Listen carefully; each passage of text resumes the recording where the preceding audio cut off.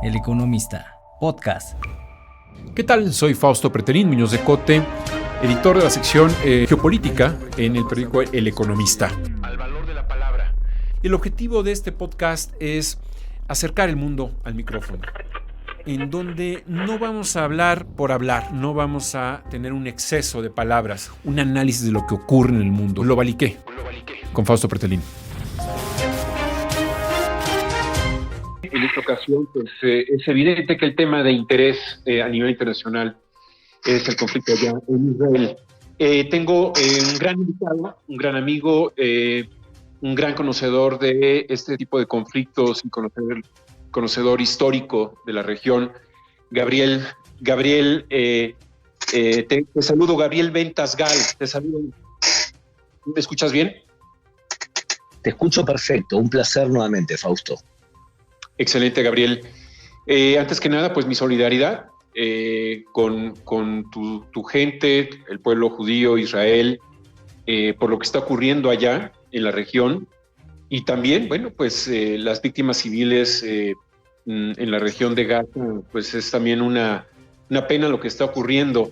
Gabriel, ¿cómo fue tu semana, tus 5 o 6 días posteriores al ataque terrorista? Mira, empecemos por el día en sí. Yo estaba entre mis labores, además de ser periodista, mis ratos libres, tú sabes que soy guía, y de hecho por eso nos conocimos y tuve el honor de conocerte.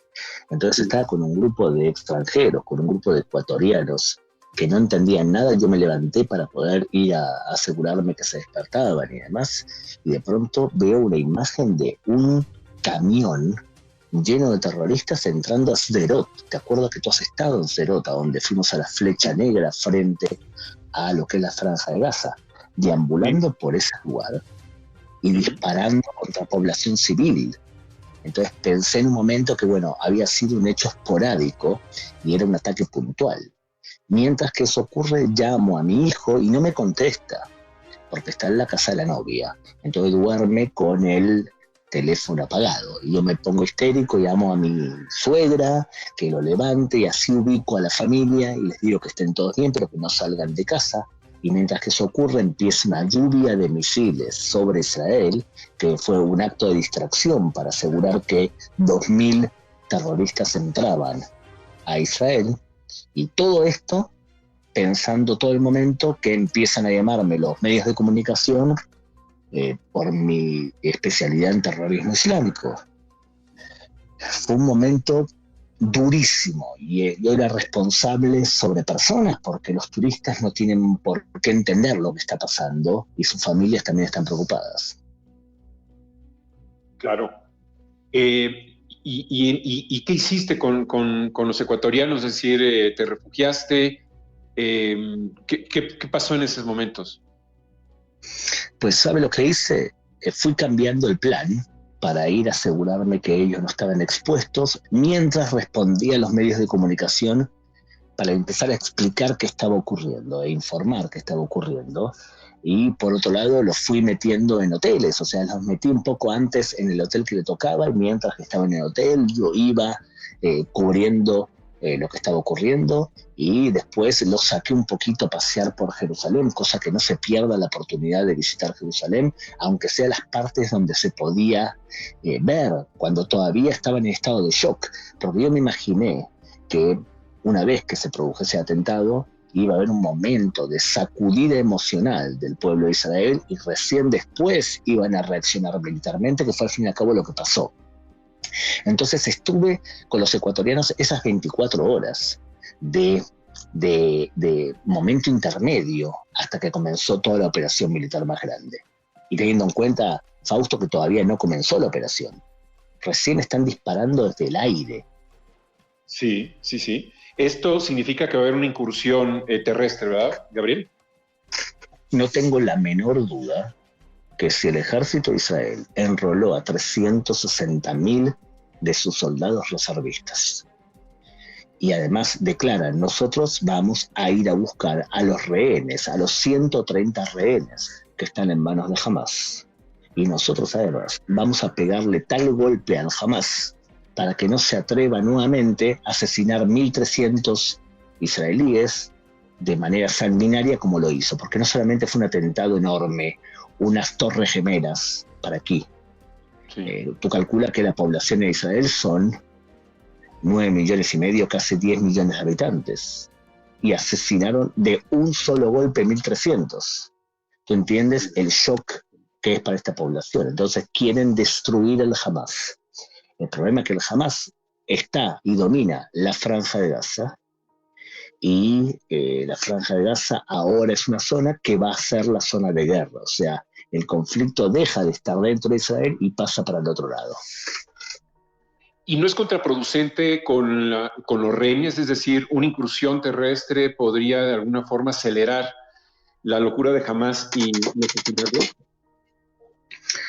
Mira, yo creo que después de que el Hamas asesinase, violase a las mujeres, degollase a bebés, una mujer embarazada le sacaron al bebé del estómago y lo colocaron al lado para que ella vea cómo lo incendiaban. Caray. No importa ya. Esto es ISIS. Y como es ISIS, Israel no va ahora a preocuparse si se ponen más locos de lo que están. Entonces ya no hay vuelta atrás. Jamás va a sufrir un golpe muy fuerte. La pregunta del millón a partir de ahora es: ¿qué quiere Israel? ¿Quiere derrocar al Hamas de la Franja de Gaza? ¿Quiere expulsar al Hamas? ¿Se puede expulsar al Hamas de la Franja de Gaza? Y después de eso, ¿qué haces con el territorio? ¿A quién se lo das? ¿Te quedas tú gobernando? Esas son las preguntas que a partir de ahora vamos a cuestionarnos. El problema que Hamas es una ideología. Atacar a un grupo con esa ideología no sería, no se podría revertir. Es decir, se matan a terroristas, pero nacen más terroristas. El problema es que Hamas es una ideología y por lo tanto es difícil erradicar una ideología. Tú puedes erradicar quizás un grupo radical, puedes erradicar a un líder determinado, pero es complicado erradicar una forma de pensar. Entonces, de la misma forma que yo considero que ISIS no fue erradicado, ISIS fue muy debilitado. Y ahora puede ser que cambie y sea otro grupo radical con otro nombre, pero no desapareció el Estado Islámico, y no desapareció el Qaeda, y no desaparecerá seguramente jamás. Pero puede ser que se lo debilite de tal forma organizativamente y militarmente que ya con eso le dé tranquilidad a los ciudadanos de Israel, quizá por unos años. Entiendo. Gabriel, en Egipto se ha convertido pues, en un mediador en muchas ocasiones entre palestinos e israelíes. En esta ocasión, el presidente de Egipto ha decidido pues, que no va a abrir la frontera para que pudieran salir algunos gacetillas por ahí. ¿Esto no va a generar también conflictos en la zona más? Es decir, ¿va a escalar? ¿Tú crees que puede llegar a escalar? Puede llegar a escalar porque puede meterse Hezbollah, que es el brazo armado de Irán, e Irán es uno de los gestores de todo esto. Irán está muy interesado que Israel esté en guerra con musulmanes para poder evitar que un país musulmán, que es Arabia Saudita, firme la paz con Israel. Era algo inminente. Entonces, Irán es el principal beneficiado de esto. Puede Hezbollah meterse en esta guerra y puede actuar en el marco de los combates. Por ahora ha coquetea lanzando cohetes cada tanto, y la respuesta de Israel es contundente. Y la otra opción que decías es que Israel, si entra por tierra, le está diciendo a los palestinos de la Franja de Gaza: váyanse para el sur, porque lo que vamos a hacer va a ser atacar. Ajá. Cuando estuviste en el norte de la Franja de Gaza, viste desde un lugar cómo se veía Gaza City. Bueno, la Franja de Gaza es justamente una franja, y Israel le dice a los palestinos: váyanse hacia el sur, y más o menos 600.000 de ellos se han alejado de la zona potencial de combate. El problema es que el Hamas le dice a los palestinos: el que se va de su casa es un traidor y lo vamos a matar. Entonces, eso es lo que pone al palestino en una situación que está en el medio de los balazos, de alguna manera. Entiendo. Tú me habías comentado que Arabia Saudita mes a mes le entrega una cantidad de dinero a en la Franja de Gaza. En esta ocasión, ¿qué papel juega en términos de mediación o cuál es el papel de Arabia Saudita? Arabia Saudita no habla, no ha hablado, no ha dicho absolutamente nada. Se mantiene al margen y eso te puede dar a entender que está muy feliz con que Israel ajuste cuentas con el Hamas, que es el brazo de Irán. Entonces, cuando un país del Medio Oriente no habla, significa que no le molesta que la situación siga como está hasta el momento. Bien, pero el financista de Hamas, aquel que le pasa 20 a 25 millones de dólares por mes, no es otro que Qatar. Qatar acá es el principal financista del grupo Hamas. O sea, un país que no solamente paga las cuentas de los Hamas y que acoge en su sede, en sus ciudades, a los líderes del Hamas, este país que es el promotor principal del terrorismo en árabe, porque la televisión de Qatar, Al Jazeera, es la que promueve el terrorismo en la región, con todo tipo de programas televisivos donde te explican desde cómo pegarle a una mujer hacia cómo hay que matar a los cristianos por ser infieles. Este país ha logrado sobornar a media humanidad y organizar un mundial. Y sigue siendo recibido en la comunidad internacional como si fuese un país legítimo. Y es un país que financia y promueve el terrorismo. Y en este caso, ¿podría haber un ataque hacia Qatar o no, Gabriel, de parte de Israel? No, no creo, porque digamos que Qatar, por más que es un país que promueve todo lo que acabo de decir, sirve como mediador para algunas cosas. Por ejemplo, ahora Estados Unidos le queda claro que el promotor que está detrás de todo esto es Irán, y entonces le exigió a Qatar que congele 6.000 millones de dólares que tenían retenido en Qatar, que eran para Irán. O sea, Qatar tiene excelentes relaciones con Irán y excelentes relaciones con casi todas las dictaduras. Entonces es como una especie de mediador, de canal. Y además Qatar se ha asegurado y le ha pagado la base militar más grande de todo el mundo a Estados Unidos. O sea, Estados Unidos está sentado, su base militar más importante está en Qatar y la pagó Qatar. Entonces, tiene una postura dual. Por un lado, están pro-occidentales en algunos aspectos y por otro lado son yihadistas en otros aspectos. Creo yo que Qatar no debe estar feliz porque ahora la gente empieza a hablar quién es el que le paga a Hamas y señalan a Qatar. Lamentablemente, este tema era un tema problemático desde hace décadas. Entonces ahora te preguntas, ¿te parece normal que el presidente de la FIFA, cuando se empezó a hablar de los lazos entre el terrorismo y Qatar o la violación de los derechos humanos a Qatar, hizo una conferencia de prensa donde decía, ¿cómo se atreven ustedes a criticar a Qatar? ¿Quiénes se piensan que son ustedes, que son superiores porque son occidentales? Esa actitud es una actitud vergonzosa que creo yo quedará en la historia de los mundiales como 2 mundiales de la vergüenza. Argentina 78 bajo los militares y Qatar 2022. Qué buen punto mencionas. Inclusive a tu equipo favorito en España, el Barcelona, patrocinó, ¿no? Qatar patrocinó al equipo, ¿no? Del Barcelona. ¿Quieres que te cuente un secreto? Yo capacito en temas de terrorismo islámico a varios, entre ellos a las Mossos de Escuadra, que es la policía catalana. Sí. Entonces, en una de mis capacitaciones, me llevan a hablar con el presidente del Barça. Y le muestro una sola película de el líder del mundo sunita. Su nombre es Yusuf Al-Qaradawi, ahora falleció. Y le muestro una película al presidente del Barça y le digo, ¿ves lo que dice Yusuf Al-Qaradawi? Y Yusuf Al-Qaradawi dice que hay que conquistar Roma, o sea, Europa, por la dawa, por la acción social, o sea, por la propaganda, o bien por la fuerza física. Pero está claro que vamos a conquistar a los romanos, a los cristianos y también a los judíos. Eso es lo que lo dice en la televisión. Y le digo, ¿tú sabes quién le paga el sueldo a Yusuf Al-Qaradawi? La Fundación Qatar. Y nosotros manchamos nuestra camiseta de fútbol con Fundación Qatar.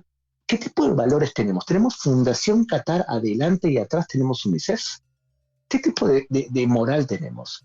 Entonces él me dice, ¿tú quieres comprar a Neymar? Porque en esa época estábamos por comprar a Neymar. Entonces le digo, por supuesto. Bueno, para eso necesitamos pasta, necesitamos dinero. Y te digo, genial. Entonces quedó claro el punto. Te voy a decir una frase en árabe. Si tú me necesitas, yo te compro. Entonces vemos que países como Qatar y otros países van comprando, por ejemplo, equipos de fútbol o universidades. De pronto viene una universidad y le dicen, a cambio de levantar una cátedra sobre Islam, yo te exijo que anules la cátedra de judaísmo y que me dejes a mí explicar mi visión sobre el Corán, que no es la misma que tiene un musulmán moderado. Bueno, eso también es un problema para Occidente. Claro. Sí, es impresionante lo que tú narras. El poder del dinero va diluyendo todo tipo de, pues de huellas criminales, terroristas, y los intereses son brutales, ¿no? De Qatar en Europa. Internamente, Gabriel, ¿cómo no he visto una reacción del primer ministro Netanyahu sobre las víctimas? ¿No ha enviado un mensaje de solidaridad para los israelíes que fallecieron, para sus familias? ¿Por qué? ¿Dices el primer ministro Netanyahu hacia las propias familias de israelíes? Sí. No, sí, habló y yo creo que está en este momento conmocionado. Es más, me da la sensación que le queda claro a él que difícilmente cuando termine la contienda no vaya a tener que renunciar. Es más, creo yo que volará en la cabeza del primer ministro, de su gobierno y también de la cúpula militar, que fue la que se dejó atacar sin una inteligencia adecuada, un servicio de inteligencia adecuado para prevenir lo que pasó. Entonces a mí me da la sensación que todo el mundo tiene claro, pero en este momento el pueblo de Israel está muy, pero muy unido. Hay muestras de solidaridad que son simplemente espectaculares. Y la lógica es que cuando se dispara, no se investiga. O sea, primero vamos a terminar el tema del Hamas, sí, y luego vamos a investigar qué fue lo que pasó. ¿Nos puedes narrar qué tipo de solidaridad has visto entre el pueblo israelí? Es decir, ¿qué tipo de cohesión se ha dado? ¿Algún ejemplo? Mira, te puedo dar un montonazo, pero te voy a dar el de mi casa. Mi esposa y otro amigo que también es guía de turismo empezaron a juntar dinero y están llevando en auto a desalojados de la Franja de Gaza, los están llevando hacia el centro del país y les compran ropa, lo que necesitan para poder adaptarse en medio del país. Entonces, o tenemos gente en el medio de la ruta preparando comida para que los soldados que van camino al sur puedan parar a comer. O tenemos, mira, todo lo mejor de la sociedad se ve en este momento de crisis. Es algo especialmente bonito. Sí, totalmente de acuerdo. Es importante. La agencia AP, Gabriel, anunció que Egipto, hay una fuente egipcia que dice que le avisó a Israel lo que iba a venir. No hay una confirmación oficial, pero yo estuve ahí y tú platicabas precisamente la enorme seguridad que tiene Israel. ¿Qué ocurrió? O sea, ¿por qué encontraron un ángulo de vulnerabilidad los terroristas que les llevó seguramente meses en preparar este tipo de ataque? ¿Cómo puede ser que se le haya ido a los servicios de inteligencia israelí este tipo de acciones? Mira, deben haber ocurrido errores serios tecnológicos o algún tipo de algún problema o un sabotaje, pero todavía es temprano para saberlo por lo que te dije antes, de cuando se investiga, cuando se dispara no se investiga. Pero creo que hay un problema más grande que es un problema conceptual, y es que la seguridad israelí estaba convencida que jamás no iba a actuar, que la valla de seguridad era suficiente para poder amedrentarlos, y también que los operativos militares en el pasado eran suficientes como para que quede claro que no le convenía al Hamas hacer algo así. Y Hamas actuó de forma simplemente irracional, porque a pesar de saber que ahora va a recibir un palazo en la cabeza, no le importa, porque detrás de eso hay mucha ideología y hay mucho yihadismo. Hay temas conceptuales acá. Si tú todo el tiempo estás convencido de algo, bueno, es difícil que captes una información que contradiga tu prejuicio. Creo que eso fue lo que pasó. Es increíble, pues sí, es increíble lo que ocurrió. El apoyo de Estados Unidos, sin lugar a dudas, es importante. Yo lo veo como una especie de mediador en el centro ideológico, es decir, el gobierno de Netanyahu pues, es muy radical y necesitaba quizás un componente, no sé si llamarlo mesurado, pero sí con una visión más general de lo que puede llegar a ocurrir si esto creciera. El gran miedo ahora es la incursión terrestre de lo que va a ocurrir en las próximas horas. Tú dices que seguramente así ocurrirá por la cantidad de reservas que han aglutinado en el ejército israelí. ¿Hay alguna otra potencia como Estados Unidos que se acerque a Israel para tratar de contener esta situación? Porque la ONU le ha dicho, bueno, hay líneas rojas, ¿no? Es decir, matar a civiles o desconectar el agua, luz, pueden ser considerados como crímenes de guerra.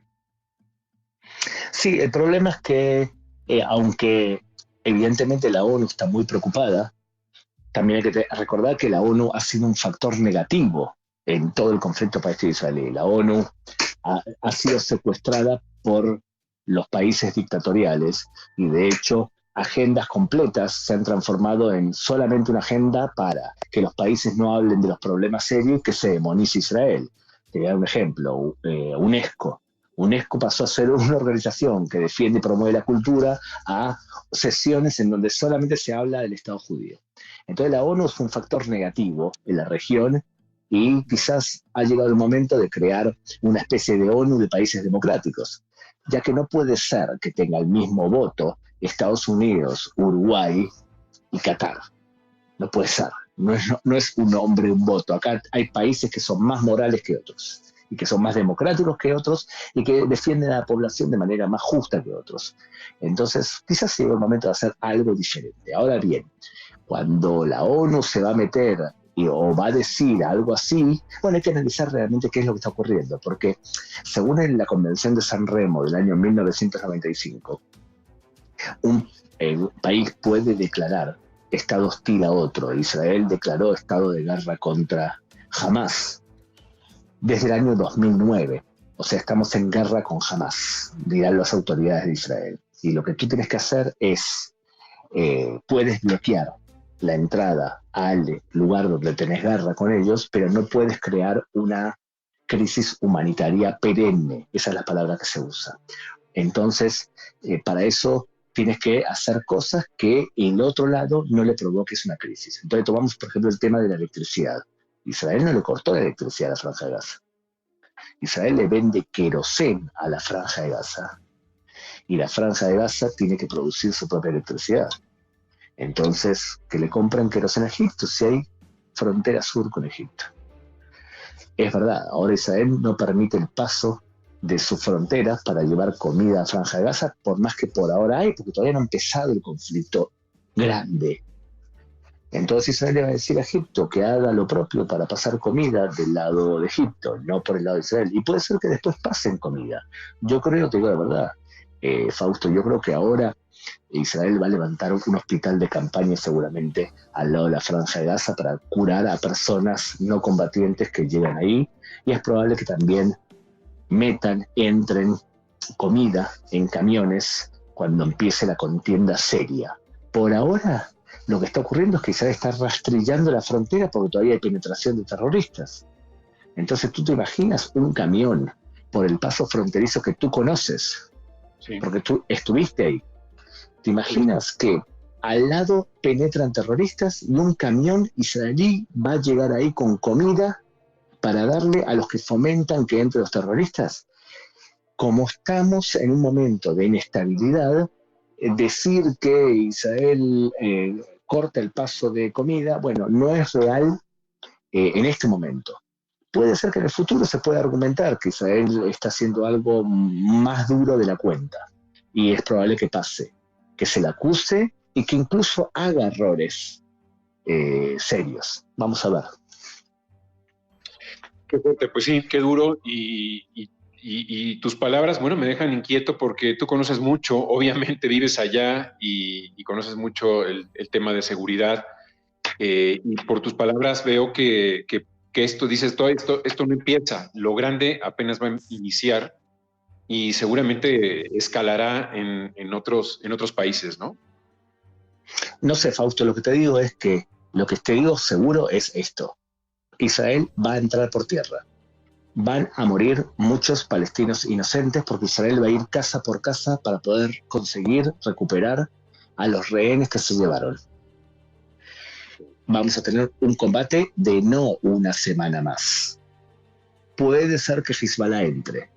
Y si Israel quiere machacar al Hamas en la Franja de Gaza, puede hacerlo y conseguir tres cosas. O bien Israel toma la Franja de Gaza y la conquista y pasa a administrarla, y ahí sí son territorios ocupados. O bien Israel toma la Franja de Gaza y se la entrega a la Autoridad Palestina, que son los enemigos del Hamas. O bien deja al Hamas en el poder, pero tan mermado y tan golpeado, con la esperanza de que pase unos años hasta que vuelvan a intentar hacer algo parecido a lo que ya hicieron, porque no van a dejar de ser yihadistas, simplemente para ser yihadistas más débiles. Entiendo. ¿Y Cisjordania, Gabriel? ¿Cómo está la situación actual ahí? Por ahora hay presencia militar en Israel, de Israel, un poco más amplia en Cisjordania, pero por ahora no vemos que Cisjordania se meta ahí. Pero ten en cuenta que Cisjordania tiene la Autoridad Palestina, que de por sí es muy débil, y tiene fuerzas muy grandes de Hamas actuando ahí. Cuando tú viniste y visitaste a trabajar esta región, justo te topaste con una época donde Israel se enfrentaba en Jenin a las fuerzas del Hamas, porque habían descubierto que abajo de una mezquita había producción de cohetes y que pretendían lanzar cohetes de Cisjordania hacia el interior de Israel, o sea, lo mismo que hace el Hamas hoy. Entonces tú estuviste justo en un momento de tensión con la Yihad Islámica y con el Hamas dentro de Cisjordania. Por ahora se mantienen quietos. Vamos a ver si eso se mantiene. Entiendo. Gabriel, pues te agradezco mucho el haber participado en este capítulo de Global IQ, y si me permites, pues estar vinculados y tener interacciones en el futuro cercano, porque esto, como dices, apenas inicia. Te mando un gran abrazo y te agradezco tus palabras. Por favor, Fausto, un abrazo a ti y a la audiencia. Hasta pronto y que todo salga bien. Adiós. Gracias. Los espero en el siguiente capítulo de Global IQ. Soy Fausto Pretelín. Hasta pronto. Global IQ con Fausto Pretelín. Fausto.pretelín@eleconomista.mx. El Economista, podcast.